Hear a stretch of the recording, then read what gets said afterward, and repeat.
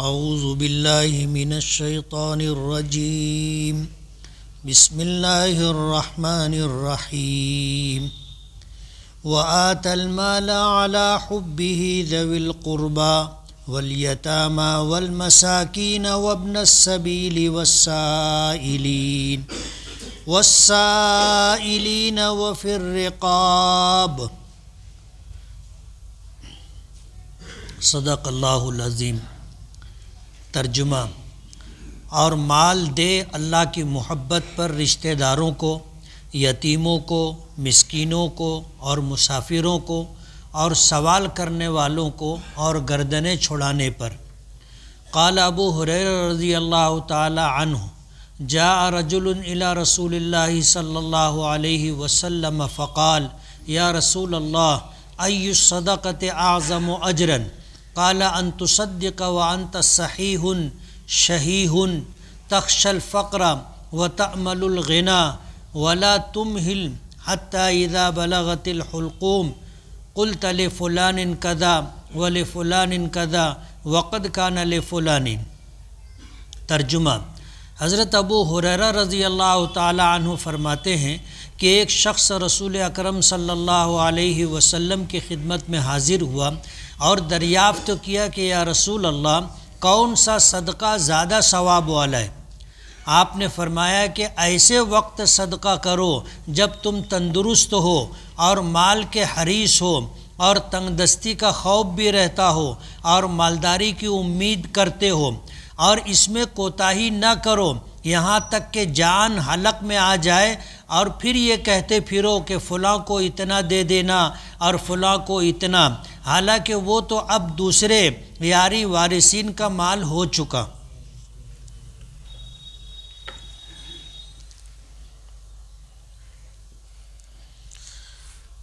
کتاب کے شروع میں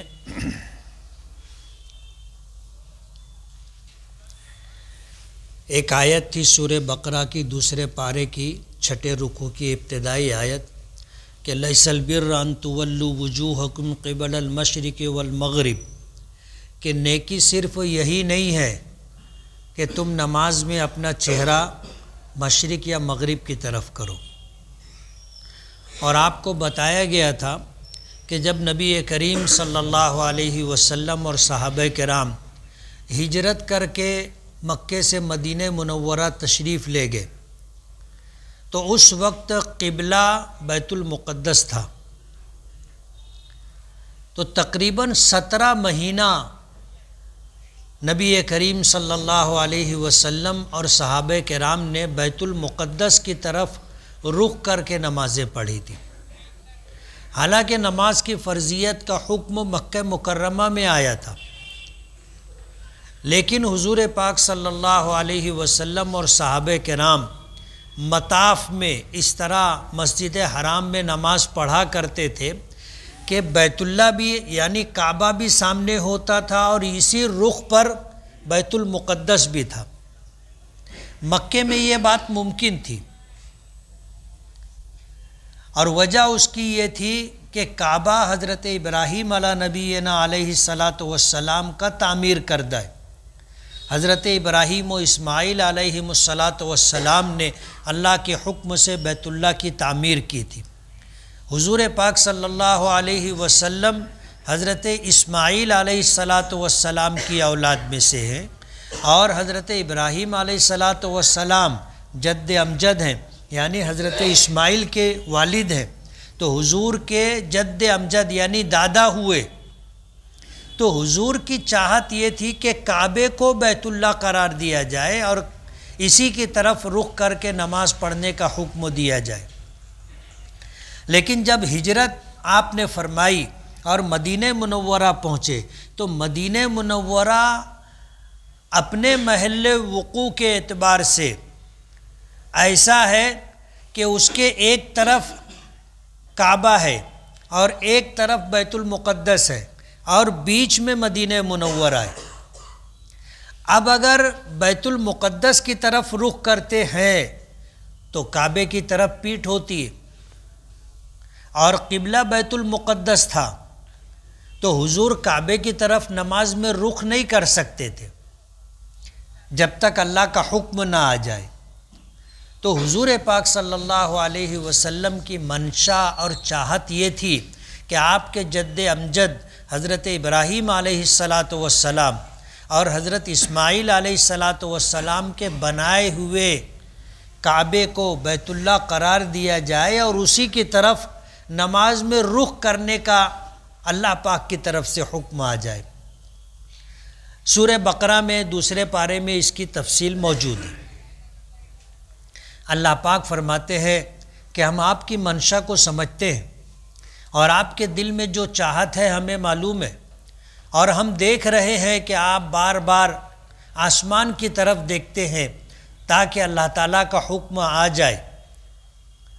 17 مہینہ نماز پڑھتے رہے، تب جا کر کے اللہ کا حکم آیا کہ اب اپنا چہرہ کعبے کی طرف کر لو، مسجد حرام کی طرف کر لو۔ کتابوں میں آتا ہے حدیث پاک کی کہ آپ نماز کی حالت میں تھے، ظہر کی نماز تھی، نماز کی حالت میں تھے اور قبلے کی تبدیلی اور تحویل کا حکم آیا تو صحابہ کرام صف لگا کر کے کھڑے تھے، حضور پاک صلی اللہ علیہ وسلم کے پیچھے صفیں تھی۔ جب اللہ پاک کا حکم آیا کہ فولی وجہ کا شطر المسجد الحرام، کہ اب آپ اپنا چہرہ مسجد حرام کی طرف کر لیں، اور یہ نماز کی حالت میں حکم آیا، آیت نازل ہوئی، تو حضور یہاں سے ایسے چل کر کے اس طرف آ کر کے کھڑے ہو گئے، اور صحابہ کرام جہاں تھے وہیں پر گھوم کر کے انہوں نے اپنا رخ تبدیل کر لیا۔ تو نماز شروع کرنے کی حالت میں جو پہلی صف تھی، نماز ختم ہونے کی حالت میں وہ آخری صف ہو گئی، اور جو آخری صف تھی وہ پہلی صف بن گئی۔ تو یہود و نصارہ کا قبلہ بیت المقدس تھا۔ جب حضور پاک صلی اللہ علیہ وسلم نے تحویل قبلہ کا حکم آ جانے کے بعد اپنا رخ تبدیل کیا تو یہود و نصارہ، خاص طور پر یہودی، یہ اعتراض کرنے لگے کہ یہ کیا بات ہے کہ پہلے ادھر رخ کر کے نماز پڑھ رہے تھے، اب ادھر رخ کر کے نماز پڑھ رہے ہیں۔ سوال یہ ہے کہ ادھر رخ کر کے جتنی نمازیں پڑھی ہیں ان کا کیا ہوئی نہیں ہوئی؟ اس پر اللہ پاک کی طرف سے آیات نازل ہوئیں۔ اللہ پاک نے فرمایا کہ اس بیت المقدس کی طرف رخ کر کے جو نماز پڑھ رہے تھے وہ بھی اللہ کا حکم تھا، اور جب بیت اللہ کی طرف رخ کیا ہے تو یہ بھی اللہ کا حکم ہے۔ اصل تو اللہ کے حکم کی تابعداری۔ ہم کوئی بیت المقدس کو سجدہ نہیں کرتے تھے، اور آج بھی ہم بیت اللہ کی طرف رخ کرتے ہیں، بیت اللہ کو سجدہ نہیں کرتے۔ سجدہ اللہ کے لیے ہوتا ہے۔ ہم کہتے ہیں منہ میرا کعبہ شریف کی طرف، ہم یہ نہیں کہتے کہ ہمارا سجدہ بیت اللہ کے لیے، ایسا نہیں۔ اب ظاہر بات ہے کہ اگر کسی کو بیت اللہ کا رخ معلوم نہ ہو، جیسے کبھی ہوتا ہے آدمی کسی اجنبی جگہ پر ہو اور نماز کے لیے وقت ہو جائے اور سورج کی وجہ سے اس کو رخ معلوم نہ ہو، اب اس کو پتہ نہیں ہے کہ بیت اللہ کدھر ہے، تو شریعت کا حکم ہے کہ وہ تحری کرے، غور و فکر کرے، سوچے، پھر دل جس طرف بولے کہ بھائی ادھر بیت اللہ ہے تو ادھر رخ کر کے نماز پڑھ لے، نماز ہو جائے گی۔ سمجھ رہے ہو؟ ہم غور کریں گے اور غور کر کے ایک فیصلہ لیں گے اور اس کے مطابق نماز پڑھ لیں گے، اور اگر درمیان نماز کسی نے آ کر کے بتایا کہ اللہ کے بندے قبلہ ادھر نہیں ہے ادھر ہے، تو نماز میں گھوم جائیں گے۔ جتنی نماز ادھر رخ کر کے پڑھ لیے وہ بھی ہو گئی، اور جب ہم نے رخ صحیح کیا، بیت اللہ کی طرف رخ ہو گیا، وہ نماز بھی ہو گئی۔ تو ہم بیت اللہ کو سجدہ نہیں کرتے، سجدہ کس کو کرتے ہیں؟ اللہ پاک کو کرتے ہیں۔ اس لیے اللہ پاک نے یہ آیت بھی نازل فرمائی کہ نیکی صرف یہ نہیں ہے کہ آپ مشرق یا مغرب کی طرف رخ کر کے نماز پڑھو، اس کے علاوہ بھی بہت ساری نیکیاں ہیں۔ انہی نیکیوں میں سے ایک نیکی یہ بھی ہے، پچھلے ہفتہ تھا والنبیین، اس سے پہلے تھا والکتاب، کہ اللہ کی کتابوں پر ایمان لانا، نبیوں پر ایمان لانا، یہ بھی نیکی ہے۔ اور یہ بھی نیکی ہے کہ مال کی محبت کے باوجود مال اللہ کی رضا کے لیے خرچ کرنا، کہ آپ اپنے رشتہ داروں کو مال دیں۔ اب مال دینے کی مختلف نوعیت ہوتی ہے، ایک تو فرض ہے جسے زکوٰۃ کہا جاتا ہے، کہ مال کا 40واں حصہ سال میں ایک مرتبہ زکوٰۃ کے نام سے ہم مستحق لوگوں کو دیتے۔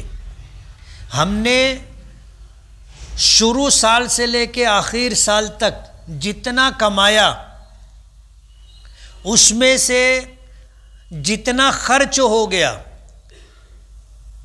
اپنی ضرورتوں پر، اس کو چھوڑ کر کے سال اخیر میں ہمارے پاس جتنا مال بچا اس کا 40واں حصہ زکوٰۃ میں ہم کو نکالنا ہے۔ کتنا آسان ہے۔ اگر سال بھر میں ہم نے 1 کروڑ روپیہ کمایا اور 1 کروڑ روپے میں سے اپنے کھانے پر، اپنے بچوں بیوی بچوں کی ضرورتوں پر، اپنی سواری پر، اپنا مکان بنانے پر، کارخانہ بنانے پر، سائزنگ بنانے پر ہم سے جو خرچ ہو گیا وہ خرچ ہو گیا۔ اب جب رمضان آیا تو ہمارے پاس 15 لاکھ روپیہ بچا، تو زکوٰۃ کتنے پر رہے گی؟ 15 لاکھ پر۔ جو خرچ ہو گیا اس پر زکوٰۃ نہیں ہے۔ بعض لوگ کیا کرتے ہیں کہ زکوٰۃ بچانے کے لیے خریدی کر لیتے،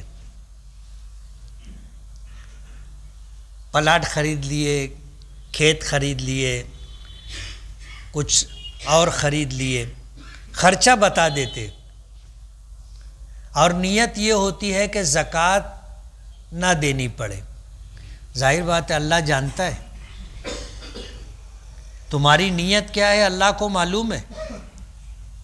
اگر تم نے اپنی ضرورت پر خرچ کیا ہے تو وہ بھی اللہ کو معلوم ہے، اور زکوٰۃ بچانے کے لیے خرچ کیا ہے وہ بھی اللہ کو معلوم ہے۔ اسی لیے حکم ہے کہ جو زمین جائیداد آپ نے خریدی ہے یا جو اسباب سامان آپ نے خریدا ہے، اگر بیچنے کی نیت ہوگی تو اس پر زکوٰۃ رہے گی۔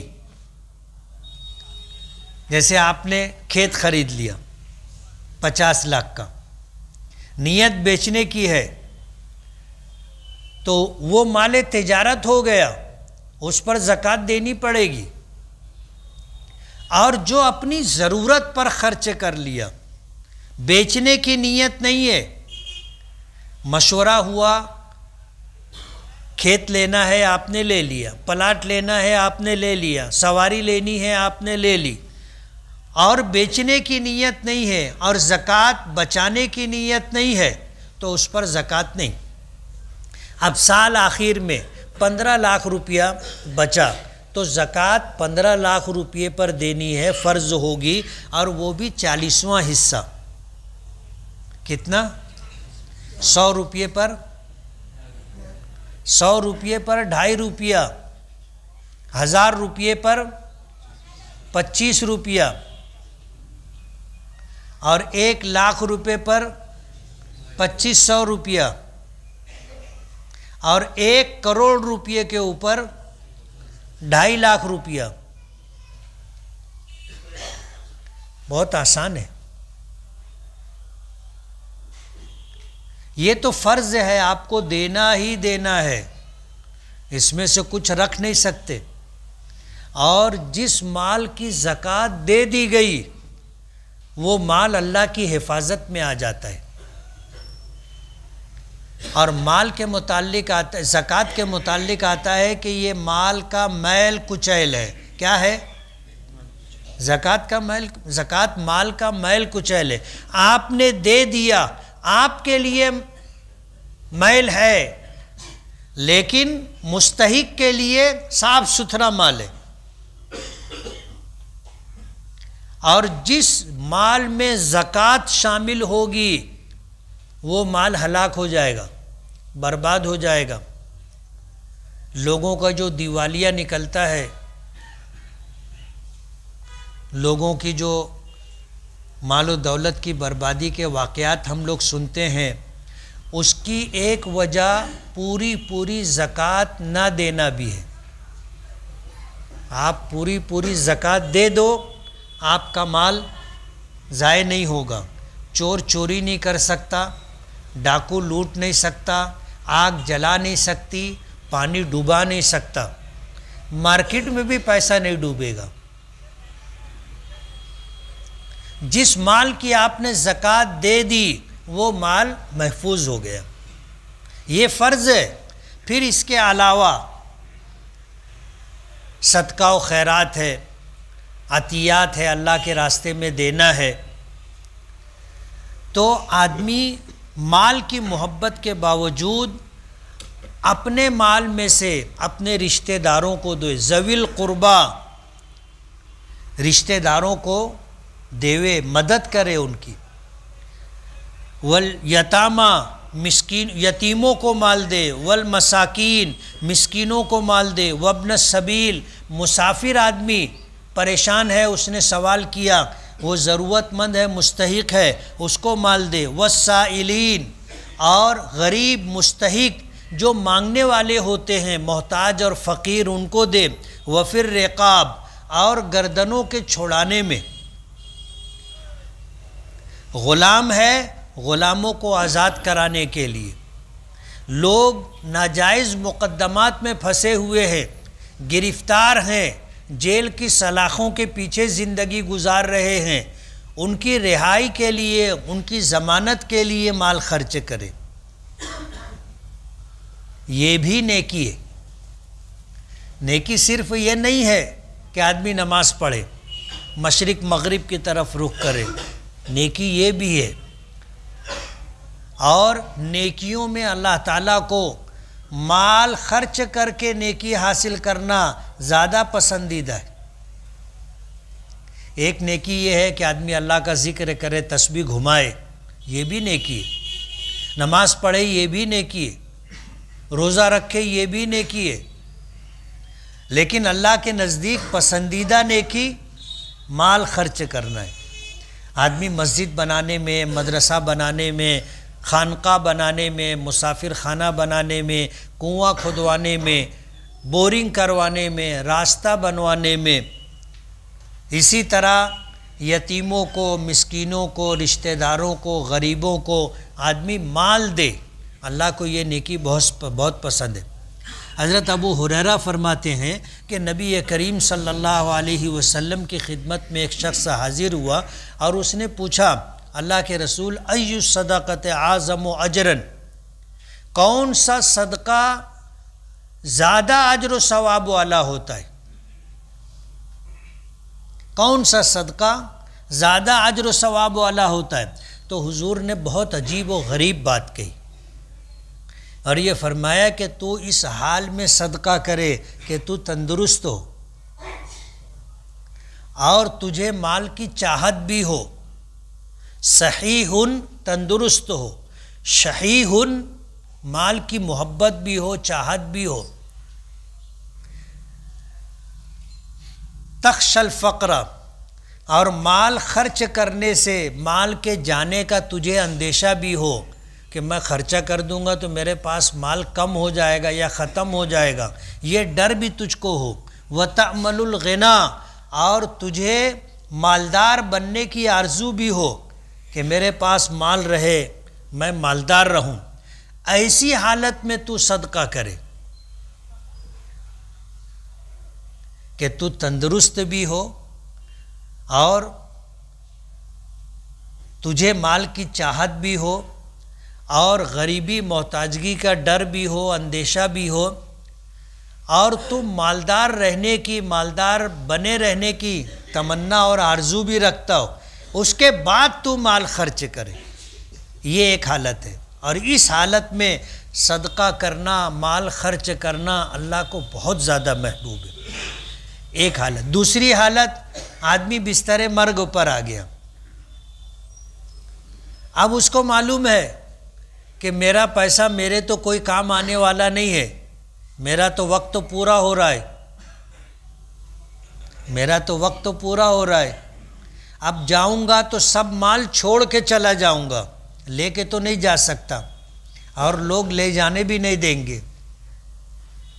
اس وقت بولے کہ اتنا پیسہ مسجد میں دے دینا، اتنا پیسہ مدرسے میں دے دینا۔ اب ظاہر بات ہے کہ اب جب تو جینے کی آس ختم ہو گئی، اب تو سمجھ رہا ہے کہ پیسہ میرے کسی کام آنے والا نہیں ہے، اب تو صدقہ کر رہا ہے، اب خرچ کر رہا ہے، تو یہ خرچ ثواب میں اس خرچ کے برابر نہیں کر سکتا۔ اس پر جو اجر و ثواب ملے گا، جو تندرستی کی حالت میں تو خرچ کر رہا ہے، اس کا اجر و ثواب بہت زیادہ ہے۔ اور اب تو بستر مرگ پر ہے، اب تو مایوس ہو گیا ہے، اب تو وصیت کر رہا ہے کہ اتنا ادھر دے دینا، اتنا ادھر دے دینا، اس پر بھی ثواب ہے، لیکن اتنا نہیں ہے جتنا تندرستی کی حالت میں دینے پر ہے۔ حضور نے فرمایا وَلَا تُمْهِلْ، تو تاخیر مت کر، تاخیر مت کر کہ آخر وقت میں پھر میں کروں گا، حتیٰ اذا بلغت الحلقوم، یہاں تک کہ جب جان یہاں آ کے اٹک گئی حلق میں، تو تو یہ کہنے لگے کہ اتنا مال فلاں کو دے دینا، اتنا فلاں کو دے دینا، اتنا فلاں کو دے دینا۔ حضور نے فرمایا کہ اب یہ دوسرے لوگوں کا تو ہو گیا، مرے گا تو اب یہ مال کس کا ہو گیا؟ وارثین کا ہو گیا۔ اب یہ مال تو دوسروں کا ہو گیا۔ جب مال تیرا تھا، تو تندرست تھا، تجھ کو مال کی آرزو اور چاہت تھی، تجھ کو محتاجگی کا ڈر اور خوف تھا، اور تو مالدار رہنے کی تمنا کرتا تھا، جب خرچہ کرنا تھا تو اس کا اجر و ثواب بہت زیادہ ہے۔ تو اللہ تعالیٰ کو جو صدقہ پسند ہے، وہ جو نیکی پسند ہے، وہ اللہ کے راستے میں مال خرچ کرنا ہے، اور اللہ تعالیٰ کے نزدیک مال خرچ کرنے میں زیادہ اجر و ثواب اس حالت میں ہے جب آدمی تندرست ہو۔ مرنے لگا پھر صدقہ کیا تو اس کا ثواب ہے، لیکن اتنا نہیں ہے جتنا پہلے تھا۔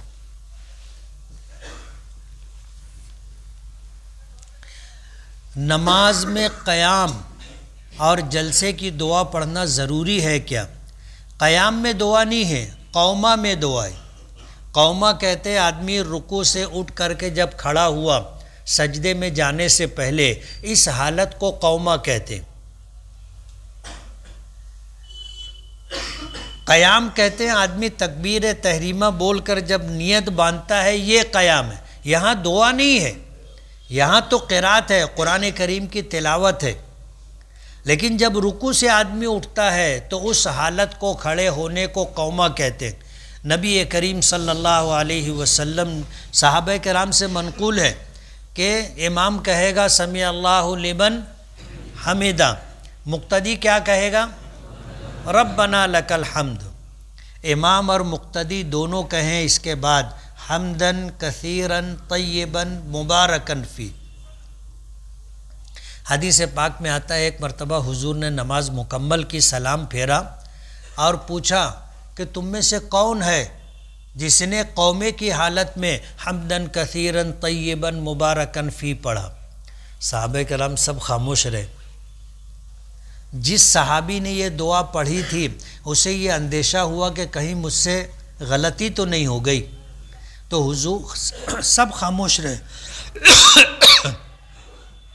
تو آپ نے فرمایا کہ جس نے بھی پڑھا اس نے غلط نہیں کیا۔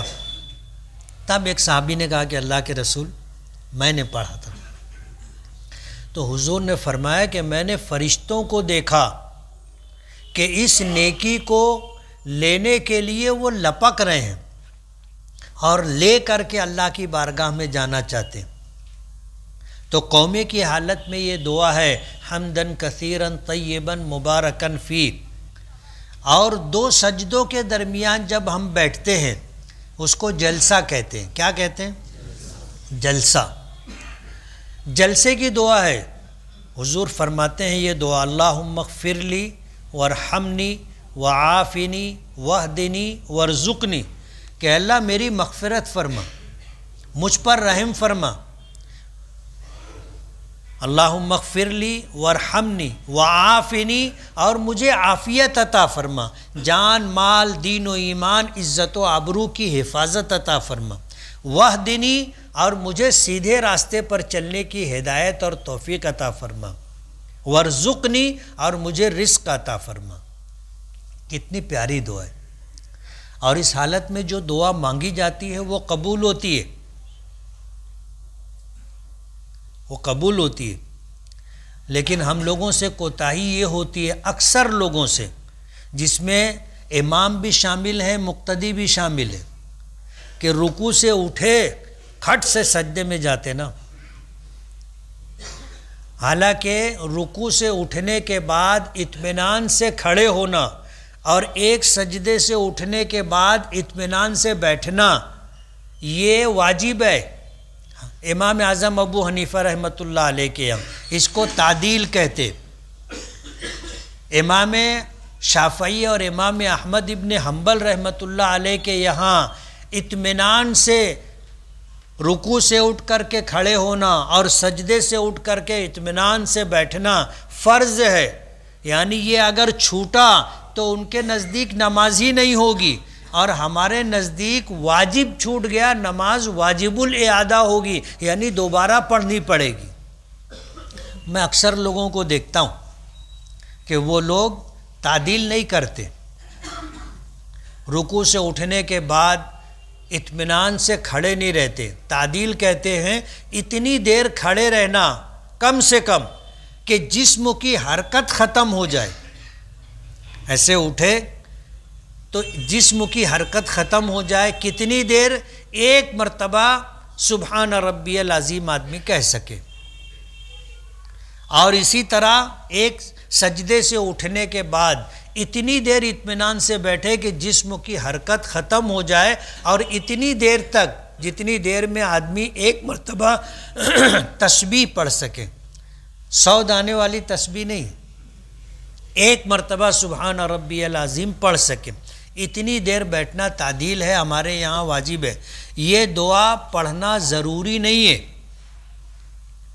کیا ہے؟ ضروری نہیں ہے. اتنی دیر اطمینان سے کھڑے رہنا یا بیٹھنا ضروری ہے. دعا پڑھنا ضروری نہیں ہے. لیکن اب آدمی اطمینان سے کھڑا ہے تو اللہ کی حمد کر لے، اطمینان سے بیٹھا ہے تو دعا کر لے. تو یہ دعا پڑھنا ضروری نہیں ہے، ضرورت ہے. کیا ہے؟ ضرورت ہے. کس کی؟ اپنی ضرورت ہے. شادی یا پروگرام میں گھس کر بغیر دعوت کے کھانا کیسا ہے؟ جائز نہیں. بن بلائے بغیر دعوت کے آدمی اگر کسی کے کھانے کے پروگرام میں شریک ہوتا ہے یہ ناجائز ہے. حضور پاک صلی اللہ علیہ وسلم نے فرمایا، حدیث پاک میں آتا ہے کہ جب اس طرح کسی پروگرام میں آدمی کھانے کے لیے گھستا ہے بن دعوت کے تو جاتا ہے تو چوروں کی طرح. گھر والوں سے نظر بچانے کے لیے وہ فون ایسے لگا لے گا، ایسے جاتا ہے چوروں کی طرح. اور جب کھانا کھا لیتا ہے اور کھا کر کے نکلتا ہے تو پھر ایسے نکلتا نا، ڈاکوؤں کی طرح. کسی کا کھانا بغیر اس کی دعوت کے حلال نہیں. حضور پاک صلی اللہ علیہ وسلم کی ایک صحابی نے دعوت کی. آپ جانے لگے تو راستے میں ایک صحابی ساتھ میں ہو گئے. انہیں نہیں معلوم تھا کہ حضور دعوت میں جا رہے ہیں. وہ تو حضور کے سچے عاشق اور محبت کرنے والے لوگ تھے. حضور جا رہے ہیں تو ساتھ میں یہ بھی چل پڑے. حضور نے ان سے کچھ نہیں کہا. جس کے یہاں دعوت تھی جب ان صحابی کے مکان پر پہنچے تو انہوں نے استقبال کیا، سلام دعا کے بعد حضور نے فرمایا کہ آپ نے ہمیں تو دعوت دی تھی، لیکن یہ ایک شخص ہم آ رہے تھے تو ہمارے ساتھ میں آ گیا، اب آپ اجازت دو گے تو یہ بھی کھا لے گا، اور اگر آپ کی اجازت نہیں ہو تو واپس چلا جائے گا۔ اس نے حضور کے احترام اور محبت نے فرمایا کہ اللہ کے رسول آپ کی تو دعوت ہے، لیکن آپ کے ساتھ جو آ گیا اس کی بھی دعوت ہے۔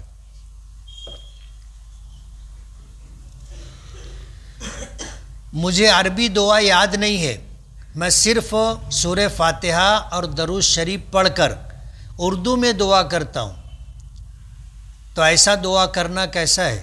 جائز ہے؟ ساری زبانیں اللہ نے بنائی، ساری زبانیں اللہ نے بنائی، اللہ ہر زبان جانتا ہے، اور دعا کے معنی اللہ سے مانگنا۔ اب جس کی زبان عربی ہے وہ عربی میں مانگتا ہے، ہم لوگ اردو میں اللہ سے مانگتے ہیں، تو اللہ تعالیٰ عربی بھی سمجھتا ہے، جانتا ہے، اور اردو بھی جانتا اور سمجھتا ہے۔ اور یہ تو زبان سے نکلنے والے الفاظ ہیں، ورنہ دل میں جو خیالات ہوتے ہیں، دل کی جو چاہت ہوتی ہے، آرزو، تمنا، خواہش، اللہ وہ بھی جانتا ہے۔ زبان سے الفاظ نہیں نکلے، لیکن آہ جو مظلوم کی ہوتی ہے اللہ وہ بھی سنتا ہے، جانتا ہے۔ اس لیے آپ اردو میں بھی دعا مانگ سکتے، اور اللہ تعالیٰ کو دعا مانگنا بہت پسند ہے۔ اللہ پاک فرماتے ادعونی استجب لکم، اللہ کا وعدہ ہے کہ تم مجھ سے مانگو، میرے دعا کرو، میں تمہاری دعائیں قبول کروں گا۔ حدیث پاک کا مفہوم ہے کہ ہر دعا جو بندہ مانگتا ہے اللہ کے یہاں قبول ہوتی۔ کبھی ایسا ہوتا ہے کہ جو مانگتا ہے اللہ وہی دے دیتے، اور کبھی ایسا ہوتا ہے کہ جو مانگا ہے اس میں اس کے لیے بھلائی یا خیر نہیں ہوتی، تو اللہ پاک اس کے بدلے میں اس کے حق میں جو بہتر ہوتا ہے وہ دے دیتے ہیں۔ ہمارے پاس بے شمار نعمتیں بے مانگے ہم کو ملتی، بے مانگے، تو ہم جب دعا کرتے ہیں اور اللہ تعالیٰ سے کچھ مانگتے ہیں، اگر اس میں ہمارے لیے بھلائی اور خیر ہو اور اللہ چاہیں تو وہی دے دیتے، اور کبھی ایسا ہوتا ہے کہ جو مانگا ہے اس کی جگہ پر اللہ دوسری کچھ بھلائی اور خیر عطا کر دیتے، اور کبھی ایسا ہوتا ہے کہ ہم نے مانگا تو اللہ اس کا بدلہ یا مراد دنیا میں نہیں دیتے، وہ دعا آخرت میں ذخیرہ ہو جاتی۔ اور کل قیامت کے دن جب بندے کو یہ مانگی ہوئی دعائیں نیکیوں کی شکل میں ملے گی تو اس وقت بندہ یہ تمنا کرے گا کاش میری مانگی ہوئی تمام دعائیں یہاں ذخیرہ ہو جاتی، اور آج مجھے نیکیوں کی ضرورت تھی اپنی نجات اور بخشش کے لیے، اور وہ آج مجھے ملتی تو میرا کام بن جاتا۔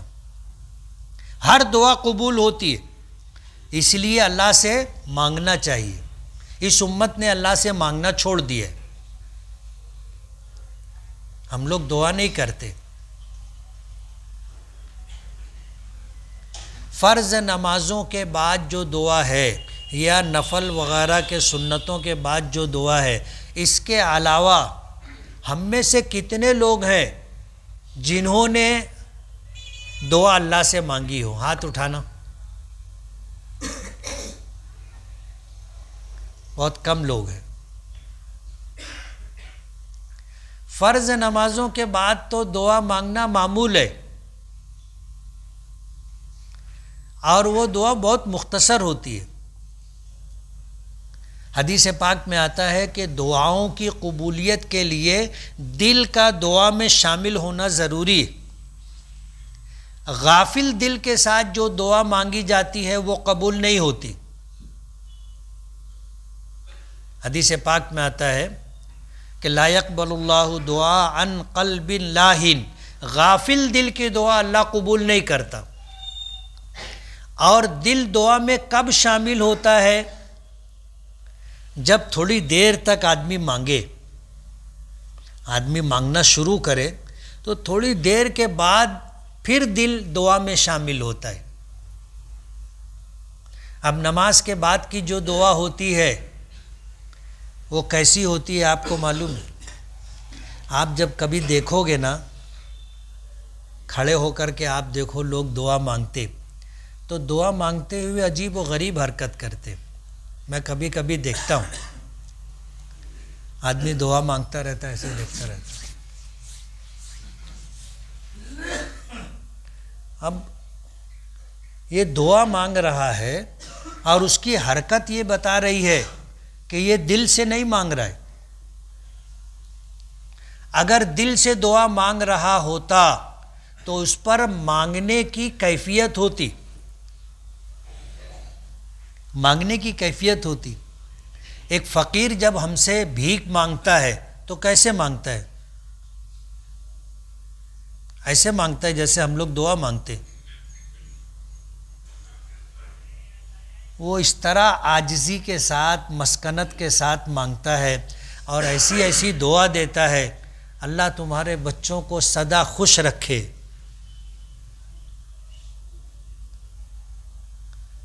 تمہیں تندرستی دے، اور ایک دم عاجز بن کر کے کپڑا اور اس کی حالت یہ بتاتی ہے کہ یہ مانگنے والا ہے۔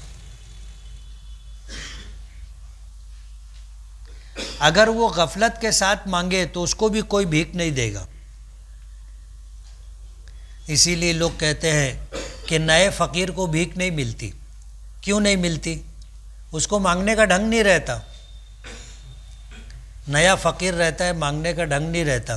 وہ کسی کے دروازے پہ گیا، آواز دیا، پھر دوسرا دروازہ ایسے دیکھتا رہتا ہے ایسے۔ تو دینے والا بھی سمجھتا ہے کہ بولتے آگے جاؤ بابا،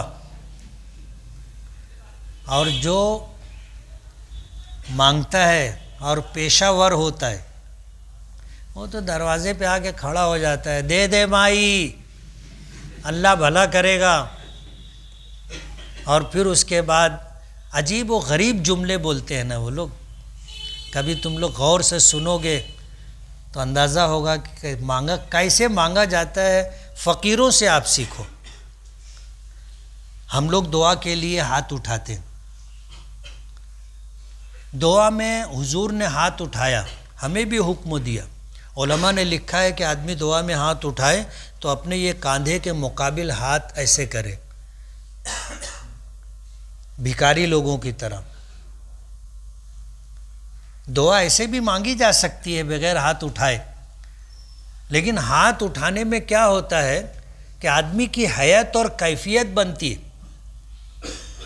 حکم ہے کہ اپنے کاندھے کے مقابل ہاتھ ہو اور دونوں ہاتھ کے درمیان تھوڑا سا فاصلہ ہو، اور پھر آدمی عاجزی سے مسکنت کے ساتھ مانگے۔ اور حضور نے فرمایا کہ آدمی دعا مانگے تو باکو، رو کر دعا مانگے، فتح باکو، اور رونا نہ آئے تو رونے والوں جیسی حالت اور آواز بنائے۔ خود نبی کریم صلی اللہ علیہ وسلم کی دعاؤں کا جو معمول تھا وہ ایسا ہی تھا۔ تو دل دعا میں شامل ہونا چاہیے، اور دل دعا میں کب شامل ہوتا ہے؟ تھوڑی دیر کے بعد۔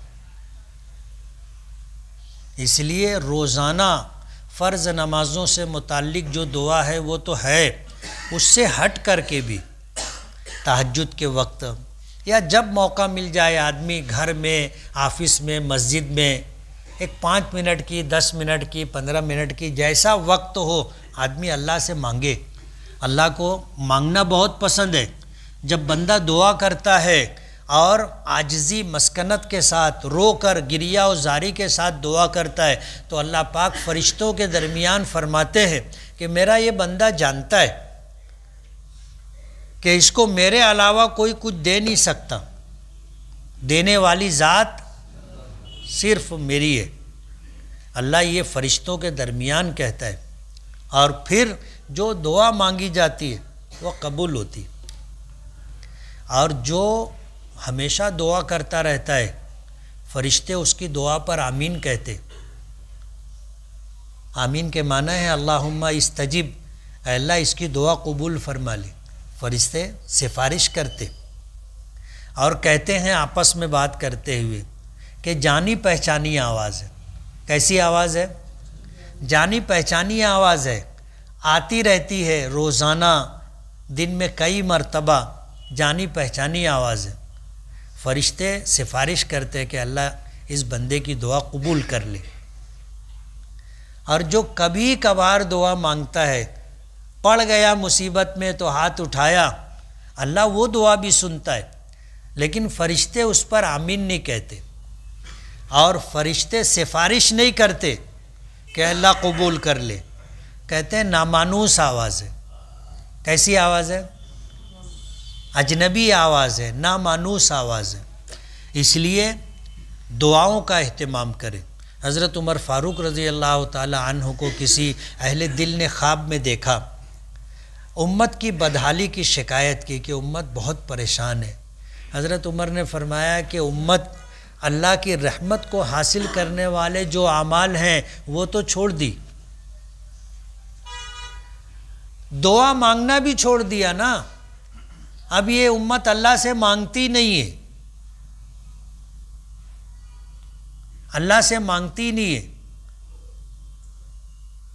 بے نیاز صرف اللہ کی ذات ہے۔ ہم سب ضرورت مند ہیں، حاجت مند ہیں۔ ہمیں کبھی یہ گمان نہیں ہونا چاہیے کہ مجھ کو ضرورت نہیں ہے۔ حضرت ایوب علیہ السلام کے متعلق آتا ہے کہ آزمائش اور امتحان میں تھے، اللہ نے جب صحت دی اور اللہ نے سونے کی ٹڈیاں برسائی تو حضرت ایوب علیہ السلام جمع کرنے لگ گئے۔ اللہ پاک نے فرمایا کہ ایوب کیا کر رہے ہو؟ اتنا میں نے دیا اس کے بعد بھی تم جو ہے جمع کر رہے ہو۔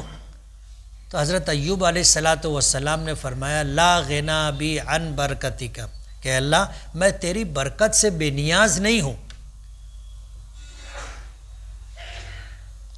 تیری برکت سے بے نیاز نہیں، بے نیاز صرف اللہ کی ذات، اور ہم سب محتاج، فقیر، ضرورت مند، حاجت مند ہیں، اور اللہ کے سامنے اپنی ضرورت، اپنی حاجت، اپنی بے کسی، اپنی بے بسی، اپنی پریشانی، اپنی تکلیف اللہ کے سامنے رکھنا چاہیے۔ اللہ کو یہ ادا بہت پسند ہے، اور جو بندہ مانگتا ہے اس کو ملتا ہے۔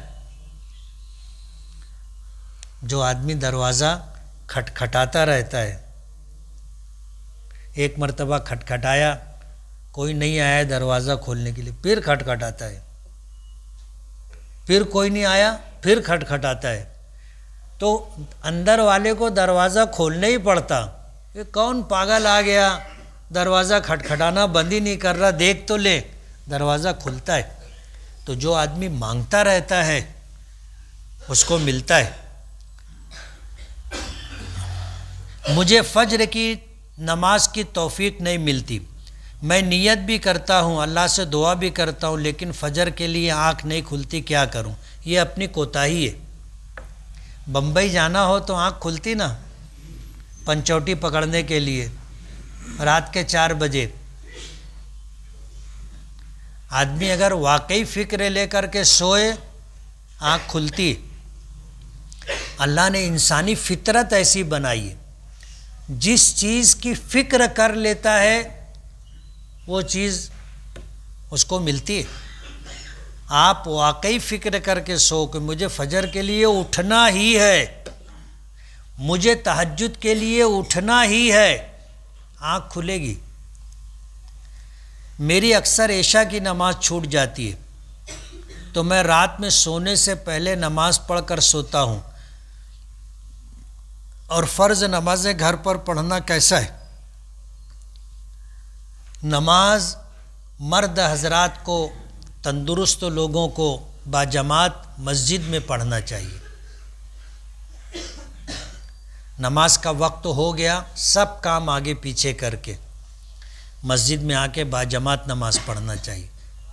حضور پاک صلی اللہ علیہ وسلم نے فرمایا کہ کہ لا صلاۃ لجار المسجد الا فی المسجد، کہ مسجد کے پڑوسی کی نماز مسجد کے بغیر نہیں ہوتی۔ اور مسجد کا پڑوسی کون؟ اذان کی آواز آئی، ہم اپنے گھر سے چلے، ہمیں جماعت سے پہلے مسجد پہنچنا ہو جائے، ہم مسجد کے پڑوسی ہیں۔ حضور نے فرمایا ایسا شخص اگر مسجد کی جماعت چھوڑ کر کے گھر پہ نماز پڑھتا ہے تو اس کی نماز نہیں۔ علماء نے فرمایا کہ اس کو نماز کا ثواب نہیں ملے گا، فرض ادا ہو جائے گا لیکن نماز کا ثواب نہیں ملے گا۔ اس لیے مسجد میں آ کر کے نماز پڑھنا چاہیے۔ وہ نماز جو ہم نے گھر پر پڑھی، اگر کسی وجہ سے جماعت ہمیں نہیں مل سکتی تھی اور ہم نے جیسے فجر کے لیے آنکھ کھلی، جماعت کا وقت نکل چکا تھا، اب اگر مسجد آئیں گے تو بھی جماعت نہیں ملے گی، ہم نے گھر پر نماز پڑھ لی، نماز ہو جائے گی، ثواب بھی ملے گا۔ اس نماز کا جتنا ثواب ملا ہے، اگر وہی نماز ہم مسجد میں باجماعت پڑھتے تو 25 گنا یا 27 گنا زیادہ ثواب ملتا۔ کتنا فرق کتنا ہے آپ دیکھو۔ آدمی تجارت کرتا ہے، اگر اس کو 5% 10% نفع ہوتا ہے تو وہ بولتا ہے کہ اچھی کمائی ہو رہی ہے۔ اور یہاں پر ایسا ہے کہ جو نماز ہم نے گھر پر پڑھی اس پر جو ثواب ملا، وہی نماز اگر ہم جماعت سے امام کے ساتھ پڑھتے تو 25 گنا یا 27 گنا زیادہ ثواب ملتا۔ یعنی ہم نے ایک نہیں 27 مرتبہ نماز پڑھی، ایسا ثواب ملتا۔ لیکن اگر جماعت چھوٹ گئی اور ہم نماز قضا نہ ہو، جیسے یہ سوال ہے کہ عشاء کی نماز چھوٹ جاتی ہے، کیسے چھوٹ جاتی ہے معلوم نہیں۔ آدمی اگر پڑھنا چاہے تو پڑھ سکتا ہے، یہ کوئی سونے کی حالت تو ہے نہیں۔ جس کام میں بھی ہو آدمی کو چھوڑ کر کے مسجد آنا چاہیے۔ نماز پڑھنا ہی ہے تو مسجد میں پڑھنے کا نا۔ لیکن پھر بھی اگر جماعت سے نہیں پڑھ سکے، رات میں سونے سے پہلے نماز پڑھ لیے تو نماز ہو جائے گی، کم سے کم قضا تو نہیں ہوگی۔ ناپاکی کی حالت میں اللہ کا ذکر کر سکتے ہیں کیا؟ کر سکتے ہیں۔ ناپاکی کی حالت میں آدمی قرآن کریم پڑھے تو مسئلہ ہے۔ ناپاکی دو طرح کی ہوتی ہے، ایک ناپاکی وہ ہوتی ہے کہ غسل واجب ہے تو قرآن کریم کی تلاوت نہیں کر سکتے۔ لیکن اگر ناپاکی ایسی ہے کہ ہم بے وضو ہیں تو ہم قرآن کریم کی زبانی تلاوت کر سکتے، اور ذکر ایسا ہے کہ ہم ہر حالت میں کر سکتے۔ ناپاکی کی حالت چاہے نہانے کی حاجت ہو یا وضو کی ضرورت ہو، دونوں حالت میں اللہ کا ذکر کر سکتے اور کرنا چاہیے۔ آپ سے معذرت کے ساتھ درخواست ہے کہ آپ جو سوال و جواب کا سلسلہ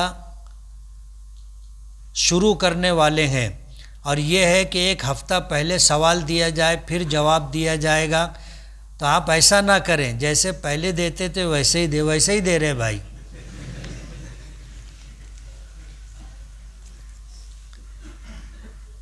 مفتی صاحب آپ کے والد کے بارے میں تھوڑا بتاؤ، وہ کیسے مزاج کے تھے؟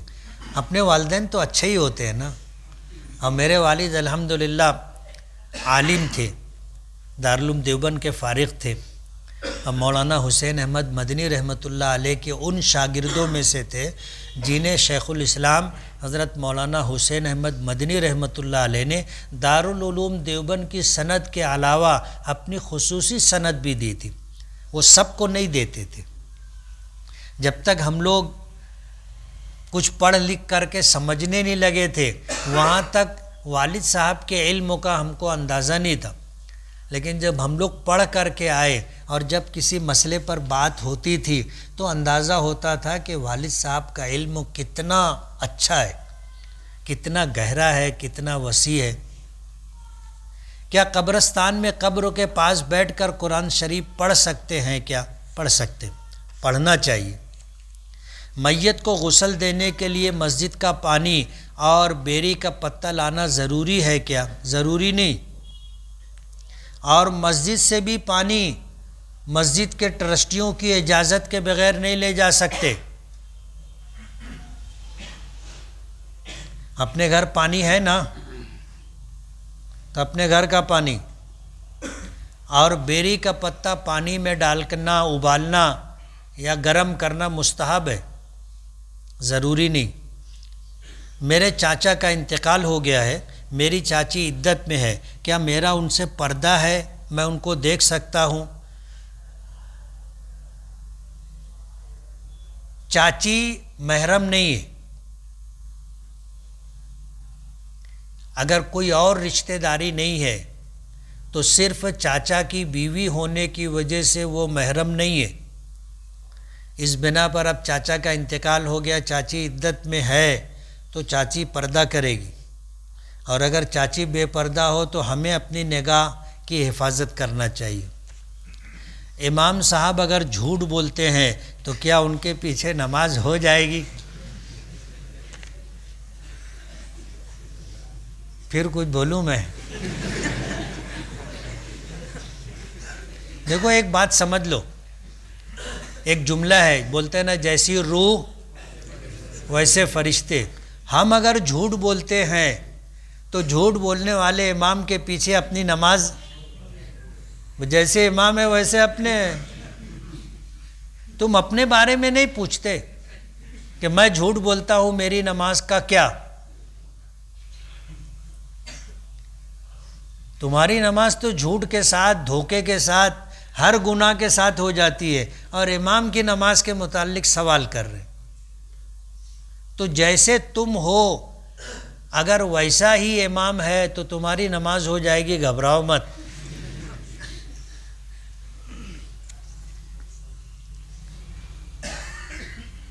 حضرت جادو کرنا کیسا ہے؟ حرام ہے۔ جادو کہتے ہیں ایسا عمل جس میں غیر اللہ سے مدد لی جائے، شیاطین سے۔ جادو کرنا حرام ہے، اور اگر جادو کرانے والا عالم ہو یا غیر عالم ہو، حکم دونوں کے لیے برابر ہے۔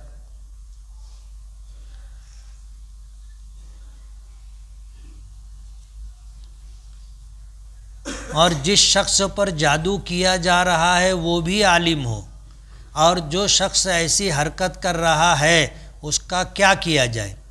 اور یہ سب محض حسد میں کیا جا رہا ہے۔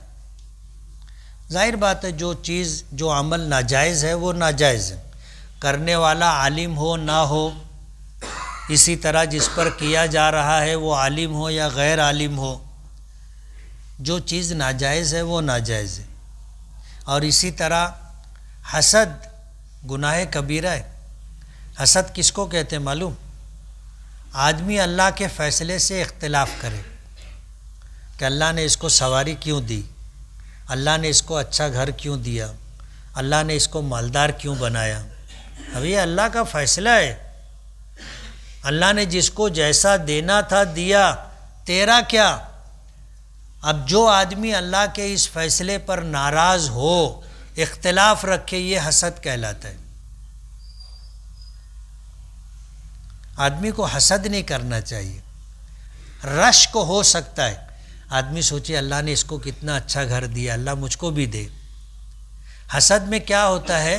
آدمی یہ چاہتا ہے کہ اس کو نہ ملے، اس کے پاس اچھا گھر کیوں ہے، اچھی سواری کیوں ہے، اچھا کپڑا کیوں ہے، اور یہ اتنا خوشحال کیوں ہے، ہمیشہ ہنستا کیوں رہتا ہے، اور یہ چاہت ہو کہ یہ ساری نعمتیں اس سے چھن جائے، یہ حسد ہے۔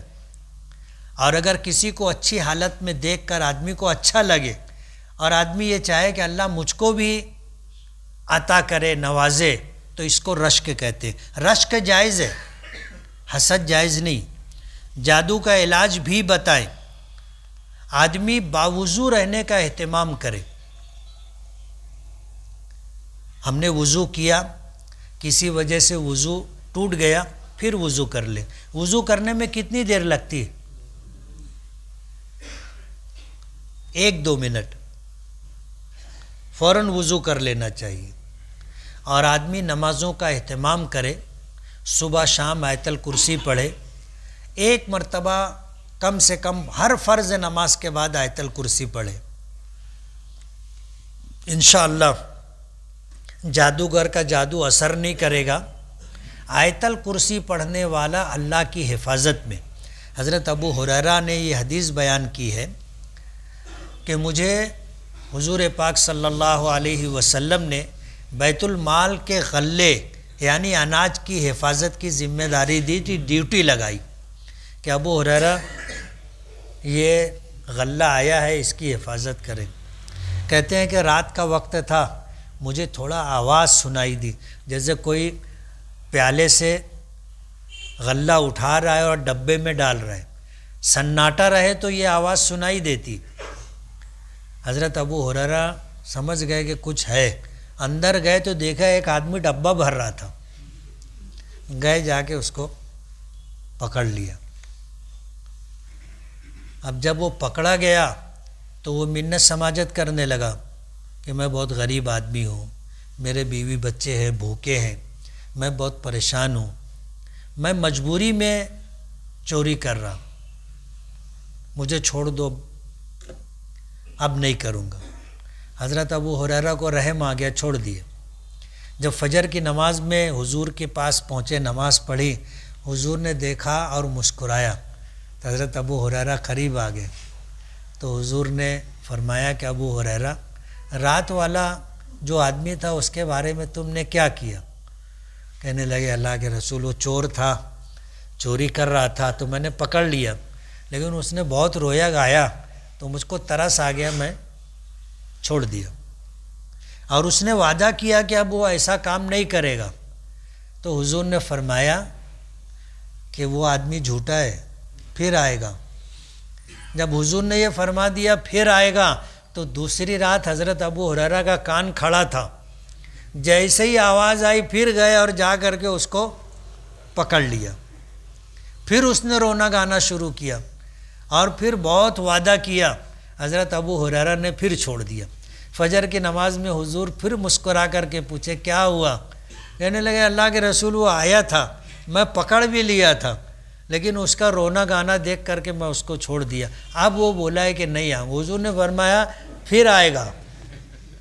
حضرت ابو ہریرہ پھر تیاری سے تھے، یہ آیا، بس پھر دھر لیے نا اس کو، اور پھر وہ کہنے لگا، بہت رویا گایا، منت سماجت کی۔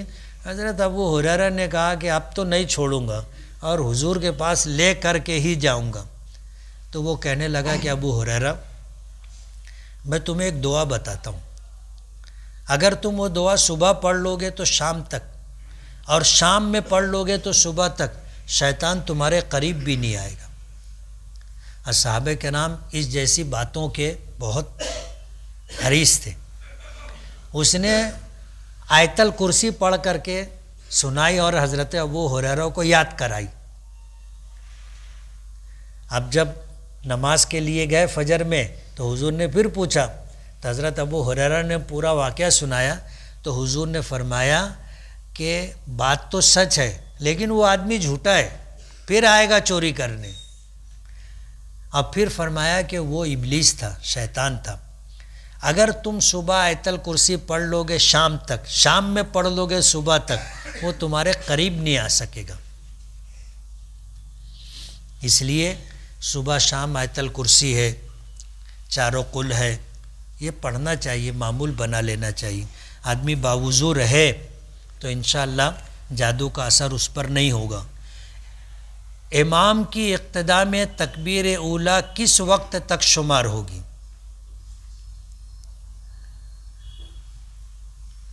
اس پر تو سب کا اتفاق ہے کہ شروع سے جو آدمی شامل ہے، امام نے کہا اللہ اکبر، ہم نے کہا اللہ اکبر، یہ تکبیر اولیٰ ہے۔ تکبیر تحریمہ کو تکبیر اولیٰ کہتے ہیں۔ نماز شروع کرنے کے لیے جو تکبیر ہم کہتے ہیں تکبیر تحریمہ ہے، تکبیر اولیٰ ہے۔ اس کا ثواب کب ملے گا؟ تو اس پر تو اتفاق ہے کہ امام کی تکبیر کے ساتھ جو تکبیر کہے گا وہ تکبیر اولیٰ پانے والا ہے۔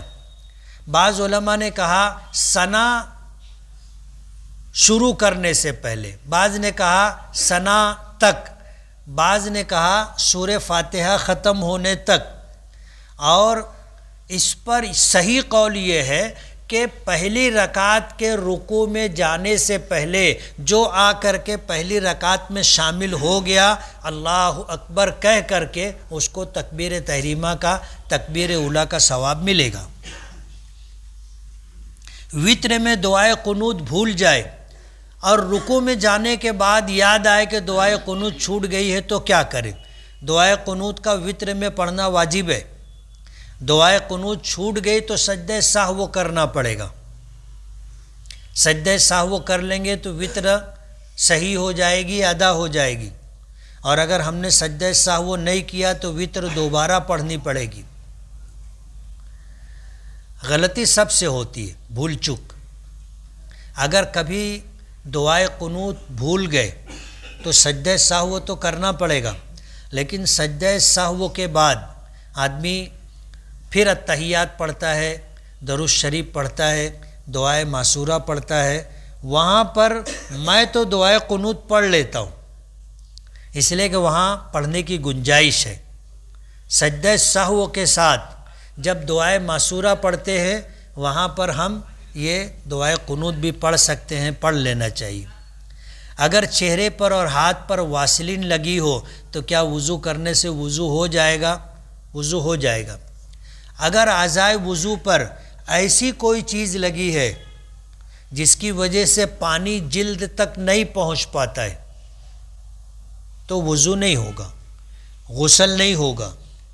لیکن تیل لگا ہے، واسلین لگی ہے تو پانی جلد تک پہنچ جاتا ہے، وضو بھی ہو جائے گا، غسل بھی ہو جائے گا۔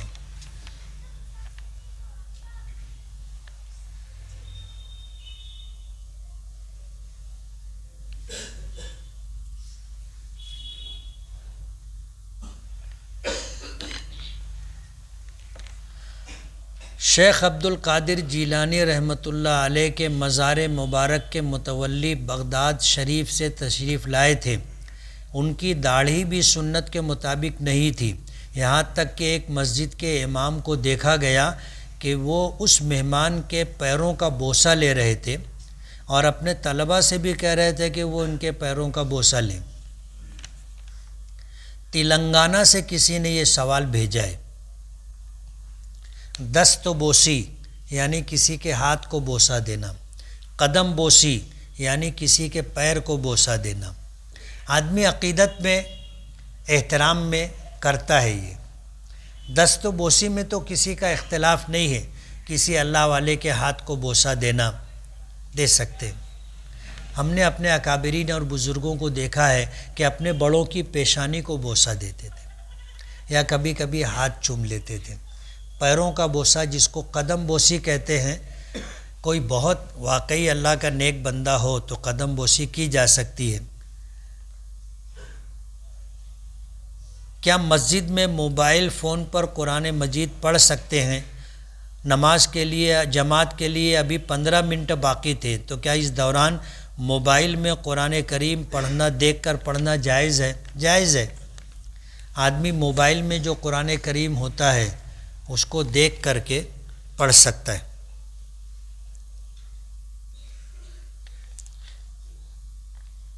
مسجد کی شاپنگ کا ٹرسٹیان کا استعمال کرنا کیسا ہے؟ پچھلے ہفتے سوال آیا تھا۔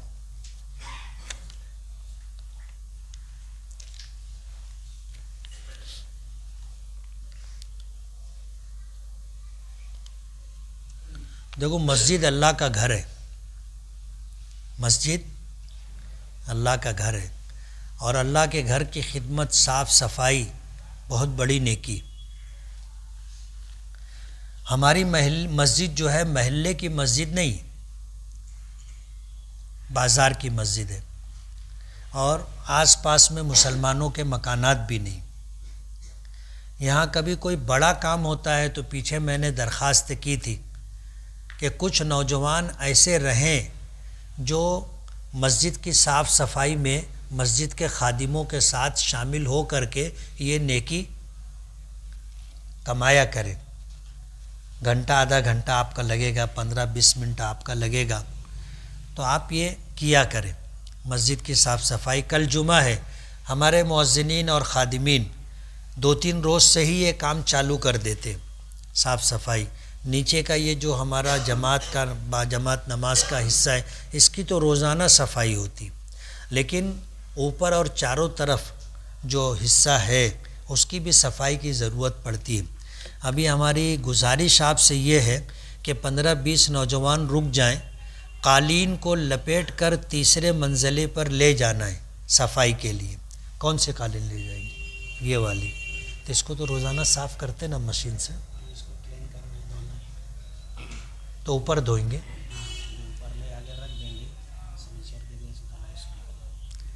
تو کل یہاں پر قالین نہیں رہے گی۔ اچھا، تو 15-20 نوجوانوں سے گزارش ہے کہ یہ جو قالین ہے اس کو لپیٹ کر کے اوپر لے جانا ہے، اس کی دھلائی ہوگی۔ رکیں گے؟ اللہ آپ حضرات کو جزائے خیر دیں۔ بسم اللہ الرحمن